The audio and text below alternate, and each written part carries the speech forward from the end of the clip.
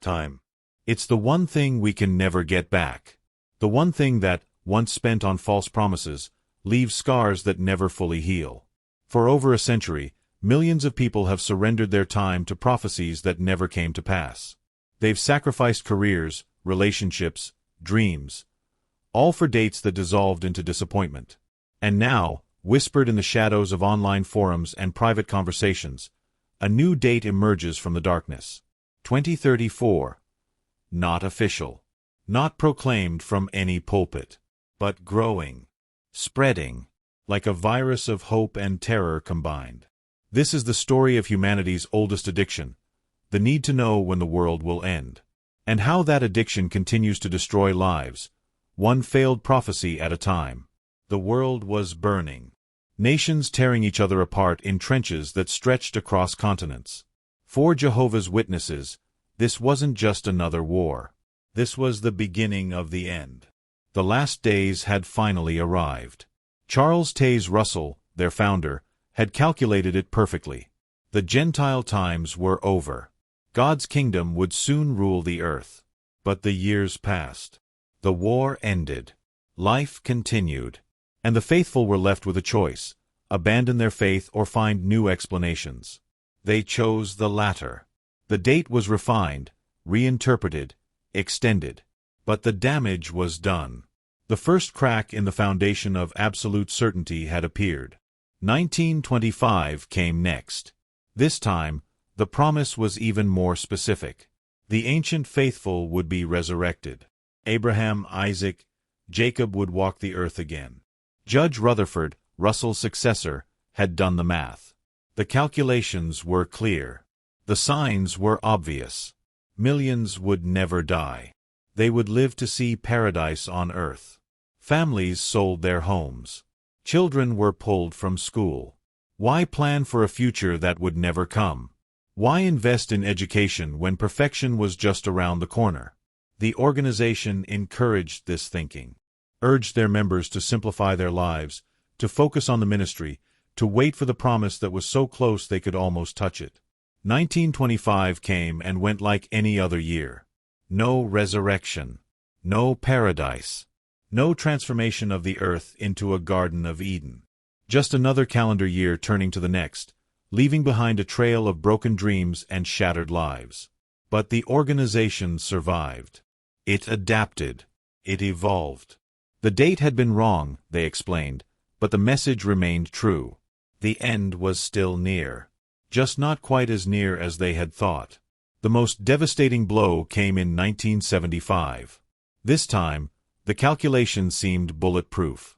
6,000 years of human history would be complete in 1975. God's rest day would begin. The millennium would start.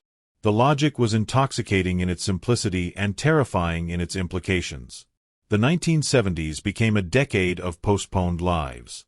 Young people chose not to pursue higher education. Why waste 4 years studying when you had less than that before the end?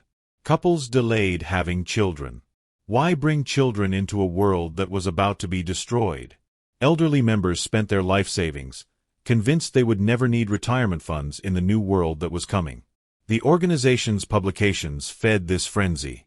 They spoke of 1975 with a confidence that bordered on absolute certainty. District assemblies buzzed with excitement. Kingdom halls overflowed with anticipation. The faithful counted down the months, then the weeks, then the days. And then 1975 became 1976. And the world kept spinning. The sun kept rising. Bills still needed to be paid. Children still needed to be fed. But the damage was already done. Thousands left the organization, their faith shattered beyond repair. Those who stayed faced a crisis of belief that would haunt them for decades. But here's what makes this story truly chilling. It didn't stop there. The human need to know when the end will come is too powerful to be extinguished by mere disappointment. Too addictive to be cured by repeated failure. And so, like a disease that lies dormant only to resurface in a new form, the prophecy hunger began to stir again. In the forums where former members gathered to share their stories and heal their wounds, a new calculation began to circulate. Quiet at first. Speculative. Unofficial. but growing stronger with each passing year. The year 2034 started appearing in discussions, not as an official teaching, but as a mathematical inevitability that some could no longer ignore. The calculation is seductively simple. It starts with Genesis 6 verse 3, where God declares that man's days shall be 120 years.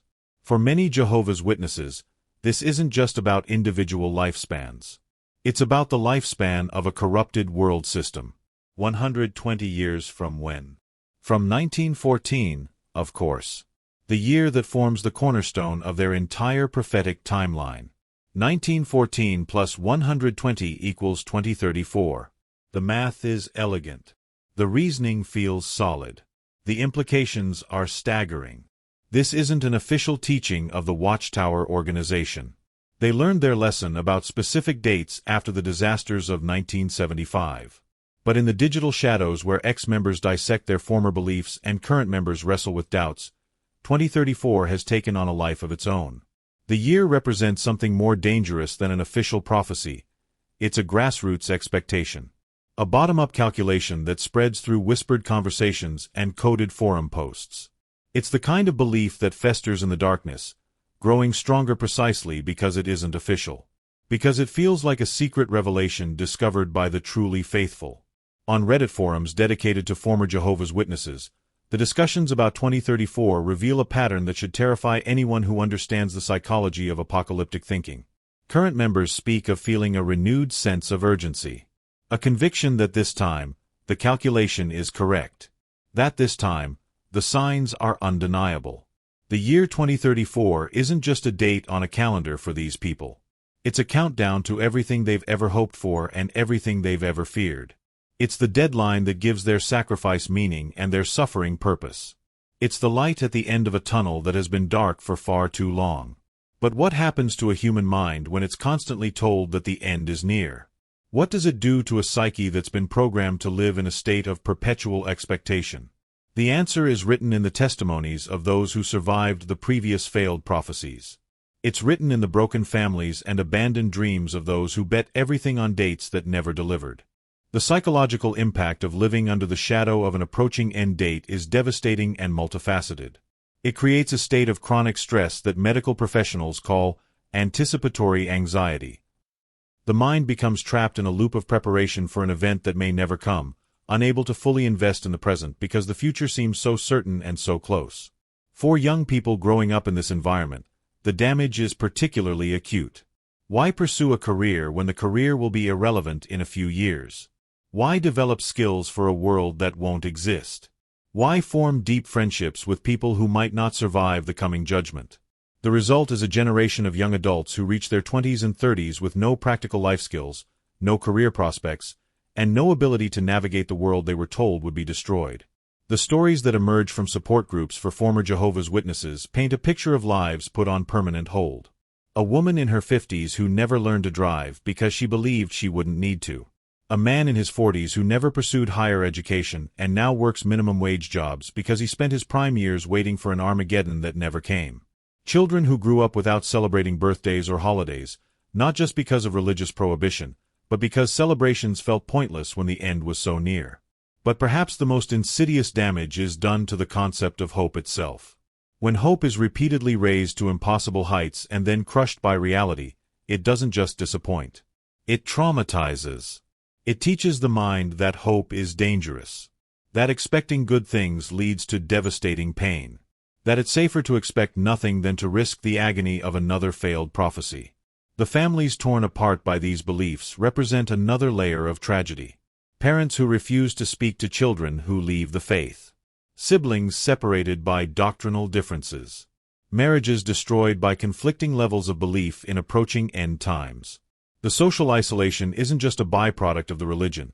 It's a carefully engineered system of control that makes leaving virtually impossible. When 2034 begins to circulate as the next significant date, it reactivates all of these psychological wounds. Former members find themselves battling anxiety they thought they had conquered. Current members feel a familiar surge of excitement mixed with dread. The cycle of anticipation and disappointment prepares to repeat itself with a new generation of victims. The online communities where these discussions take place reveal the full spectrum of human responses to prophetic expectation. Some members express genuine excitement about 2034, seeing it as confirmation that their decades of waiting weren't in vain. Others voice quiet skepticism, burned by previous disappointments but unable to completely let go of the hope that this time might be different. The most heartbreaking posts come from those who recognize the pattern but feel powerless to break free from it. They know intellectually that 2034 is likely to be another disappointment. They've studied the history of failed prophecies. They understand the psychological mechanisms at work. But emotionally, they can't resist the pull of one more chance at vindication. One more opportunity for their sacrifice to have meaning. Current members who participate in these discussions often speak in code, afraid of being discovered by church elders who might view such speculation as dangerous. They use abbreviations and euphemisms. They hint rather than state directly. But the underlying message is clear. 2034 represents their last best hope for the promises they've been carrying for decades to finally come true. The year 2034 sits at the intersection of mathematics and mysticism, logic and desperation. For those who accept the calculation, it provides a framework for understanding their place in history. They see themselves as the final generation, the ones who will witness the culmination of God's plan for humanity. They view their suffering as temporary, their sacrifices as investments in an eternal future. But mathematics, no matter how elegant, cannot change the fundamental reality that has destroyed every previous prophetic prediction. The future remains unknowable. Human attempts to calculate the timing of divine action have a perfect record of failure stretching back thousands of years. Yet each generation of believers convinces itself that they have the key, the insight, the calculation that their predecessors lacked. The tragedy of 2034 isn't that it will fail to bring Armageddon. The tragedy is that for the next decade, millions of people will live their lives as if it won't. They'll make decisions based on a timeline that exists only in their minds. They'll sacrifice real opportunities for imaginary rewards. They'll damage real relationships for theological possibilities. Children born today will grow up hearing whispers about 2034. They'll absorb the anxiety and anticipation of their parents without understanding its source. They'll learn to view education as optional, career planning as faithless, and long-term thinking as evidence of spiritual weakness. By the time they're old enough to question these beliefs, the psychological damage will already be done. The calculation itself reveals the desperation underlying the entire enterprise. 120 years isn't just a number from Genesis. It's a lifespan.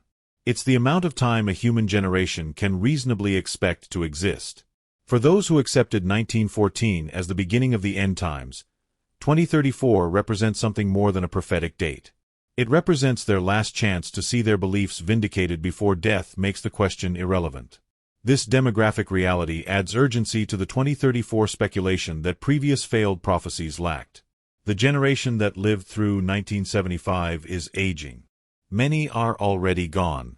Those who remain face the terrifying possibility that they might die before seeing the promises fulfilled. 2034 offers them a mathematical assurance that they won't have to wait much longer.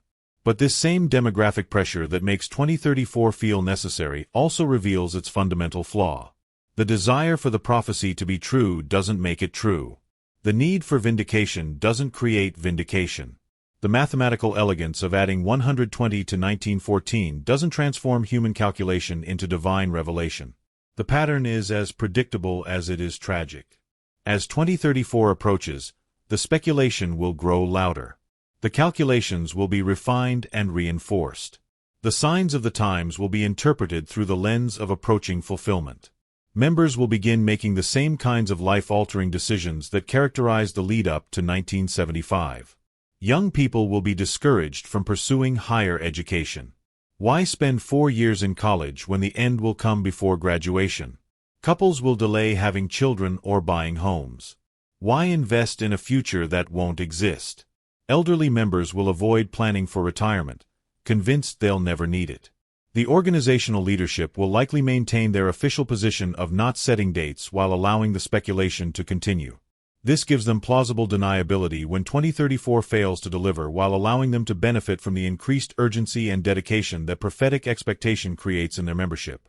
As the date approaches, the cognitive dissonance will intensify.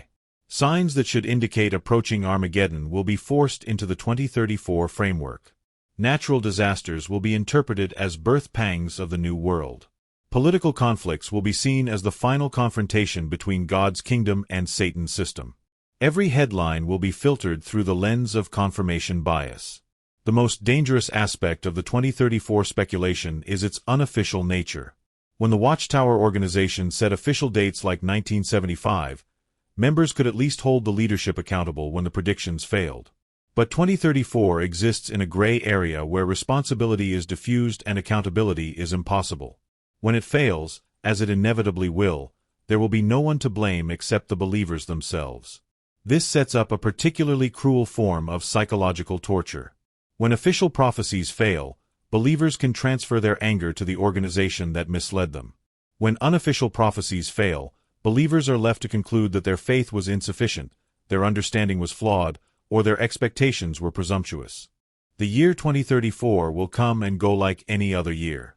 The sun will rise on January 1, 2035, just as it has every day for billions of years. Bills will still need to be paid. Children will still need to be fed. Life will continue in all its beautiful, messy, unpredictable complexity. But the damage will already be done. Another generation of believers will face the crushing realization that their calculations were wrong, their sacrifices were unnecessary, and their hope was misplaced. Some will leave the organization entirely, joining the growing ranks of former members who gather online to heal from their experience. Others will stay, finding new ways to rationalize the failure and new dates to anticipate. The cycle will continue because the human need to know when the world will end is too powerful to be satisfied by reality. It feeds on disappointment as much as hope, growing stronger with each failed prediction rather than weaker. It adapts and evolves, finding new forms and new calculations to replace the old ones that have been proven false. The real tragedy of 2034 isn't that it will fail to bring the end of the world. The real tragedy is that it will succeed in ending the worlds of those who believe in it. It will end their ability to plan for the future, to invest in relationships, to pursue dreams that extend beyond the boundaries of their prophetic timeline. The psychology of apocalyptic expectation creates a state of suspended animation where real life is perpetually postponed in favor of an imaginary future. People stop living in the present because they're convinced the present is temporary. They stop building because they believe everything will soon be torn down. They stop growing because they think transformation is coming from outside rather than within. But life doesn't wait for prophecies to be fulfilled. Children grow up whether Armageddon comes or not. Bodies age whether the new world arrives or not. Opportunities pass whether the end times unfold or not. The believers who sacrifice their present for an imaginary future often discover too late that they've traded the only life they actually have for a promise that was never real. The year 2034 represents more than just another failed prophecy waiting to happen. It represents the triumph of wishful thinking over critical analysis, of hope over evidence, of faith over reason. It shows how desperately humans need meaning and how willing they are to accept even false meaning rather than face the possibility that existence might be random and brief. As we watch the speculation around 2034 grow and spread, we're witnessing one of humanity's oldest dramas playing out in real time. The drama of people who need to believe that their suffering has purpose, that their sacrifice has meaning, that their lives are part of a larger story with a definitive ending. But perhaps the most profound tragedy is that these people already have meaning and purpose. They already have value and worth. They already have opportunities to create beauty, to build relationships, to ease suffering, to increase knowledge, to experience joy. They don't need an apocalypse to validate their existence. They don't need a divine judgment to prove their worth. They don't need the world to end for their lives to have significance. The countdown to 2034 has already begun. The calculations are being refined. The signs are being interpreted. The faithful are preparing once again to bet everything on a date that exists only in their imagination. And when that date inevitably passes into history, joining 1914, 1925, and 1975 in the graveyard of failed prophecies, another generation will face the devastating realization that they've been living someone else's dream instead of their own. Time is the one thing we can never get back. And time spent waiting for an end that never comes is time stolen from a life that could have been lived. The ultimate irony of apocalyptic thinking is that it destroys the very thing it claims to save. The precious, irreplaceable, beautiful tragedy of human existence. The clock is ticking toward 2034. But it's also ticking toward every other moment between now and then. Every sunrise, every conversation, every opportunity to choose love over fear, growth over stagnation, reality over illusion. The end of the world may never come. But the end of a wasted life comes much sooner than most people think. The hidden prophecy of 2034 isn't hidden at all. It's written in the broken dreams of every previous generation that believed their leaders' calculations.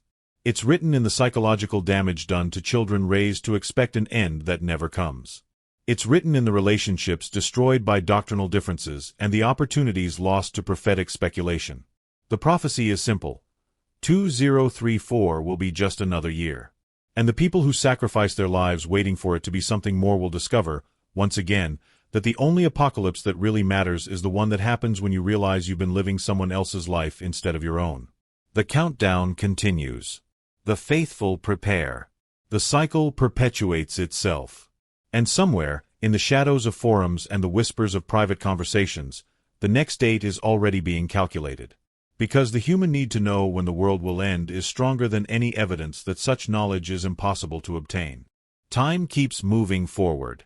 And for those trapped in the cycle of prophetic expectation, each passing moment brings them closer not to vindication, but to the terrible realization that they've been looking for meaning in all the wrong places.